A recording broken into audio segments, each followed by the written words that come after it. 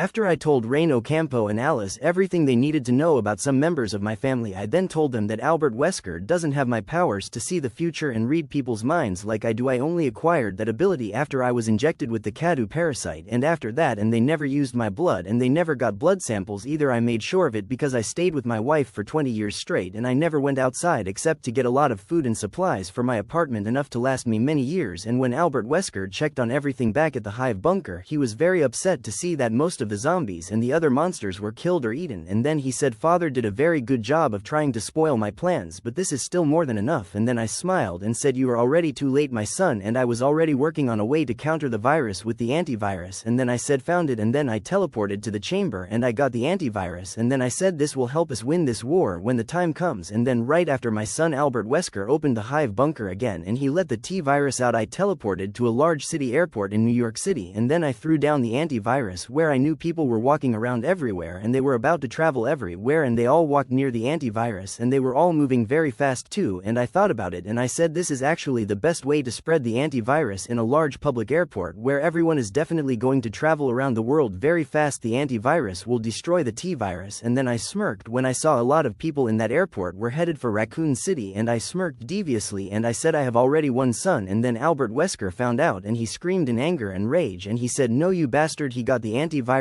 Albert Wesker screamed and then he said I can't believe I allowed this to happen, then I will to use plan B, but it won't kill my father or the new soldiers he's created, the radiation will only make them stronger. And then one of the scientists asked, sir, do we have any way of knowing where he dropped the antivirus? And then Albert Wesker said if had to guess he would probably drop it at large populated airport like the New York City airport, and it's already too late, he's spread the antivirus to all the corners of the earth. It's been more than 4 days, he's already won and he's probably boasting about it right now. The bastard ruined my plans.